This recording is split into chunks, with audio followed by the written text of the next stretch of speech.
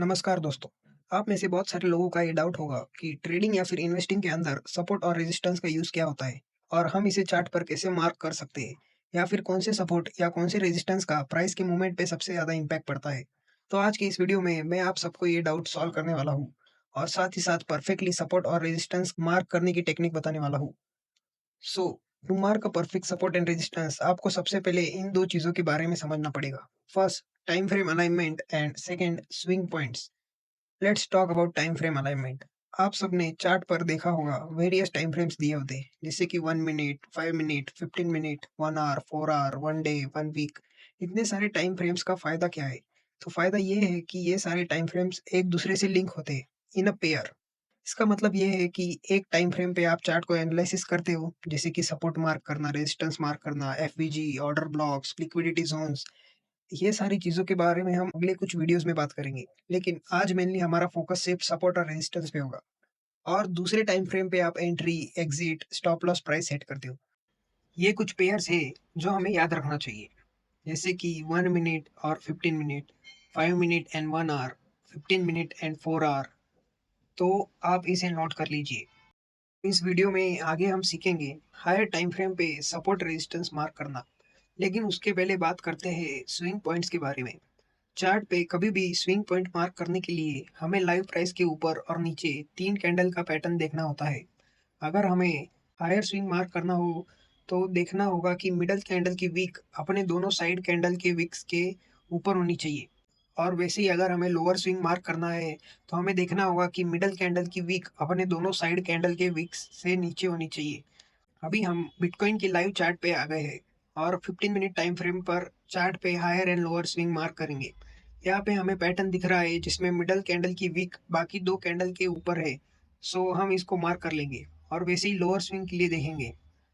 तो अभी हमें दोनों स्विंग्स मिल गए and that's it.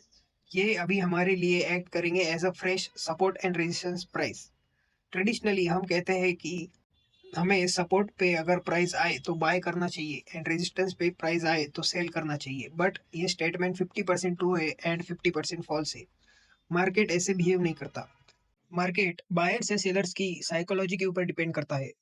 Let's assume कि प्राइस यहाँ से लोअर स्विंग, जो कि अभी के लिए हमारा सपोर्ट है, वहाँ गया। तो हमारे दिमाग में सबसे पहले ये 2 सवाल आने चाहिए।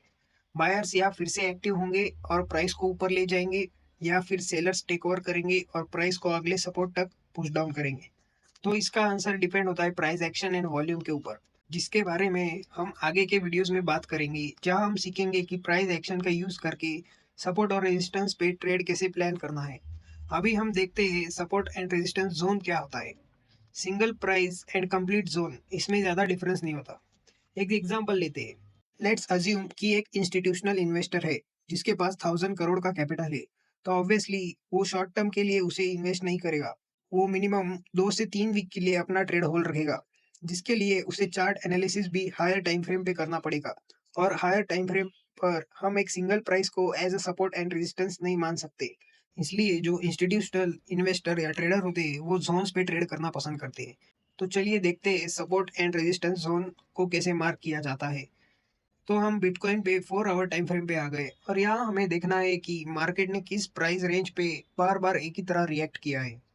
जैसे कि हमें दिख रहा है मार्केट ने इस पर्टिकुलर प्राइस पे 3 बार सपोर्ट लिया है और हर बार बुलिश मोमेंटम दिखाया है। तो हम इस प्राइस रेंज को मार्क कर लेंगे और इसके लिए आपको सबसे पहले लोअर स्विंग का पूरा विक मार्क करना है, जैसे कि आप यहाँ देख सकते हो। और वही सेम चीज़ हम रेजिस्टेंस जोन मार्क करने के लिए करेंगे, जिसमें हमें हायर स्विंग का पूरा विक मार्क करना है। प्राइस ने इस रेंज या जोन में हर बार एक्टिव मोमेंटम दिखाया है। जैसे कि हमने ये जोन मार्क कर लिया, हमारा नेक्स्ट स्टेप होगा स्मॉलर टाइम फ्रेम पर जाके certain types of market maker models को आइडेंटिफाई करना। इसके बारे में भी हम आने वाले कुछ वीडियोस में बात करेंगे। अभी हमने जोन मार्क कर लिया। अगर हमें पता लगाना है कि कौन से सपोर्ट या रेजिस्टेंस पे प्राइस के रिएक्ट करने की प्रोबेबिलिटी ज़्यादा होगी। प्राइस ने अगर रेजिस्टेंस एक बार ब्रेक कर दिया तो वो आगे चल के सपोर्ट की तरह एक्ट करेगा। और अगर मार्केट फिर से उसी जोन में आया तो एज अ सपोर्ट वहां से स्ट्रॉन्ग बाइंग आने के चांसेस होते हैं and same applies for support breakdown. Let's see some live examples. तो इस एग्जांपल में हम लोग एक सपोर्ट जोन देख सकते हैं और जैसे ही ये सपोर्ट लेवल ब्रेकडाउन हुआ, ये एक हाई प्रोबेबिलिटी रेजिस्टेंस जोन में कन्वर्ट हो गया। इस एग्जांपल में भी प्राइस एक रेंज में सपोर्ट एंड रेजिस्टेंस के बीच में घूम रहा है, बट यहाँ प्राइस ने एक बार फेक ब्रेकआउट दिया है एंड फिर सेकेंड टाइम बुलिश मोमेंटम दिया है। तो आज के इस वीडियो में हमने time frame alignment, swing point and support resistance के बारे में सीखा। अब अगले वीडियो में हम सीखेंगे प्राइस एक्शन के बारे में।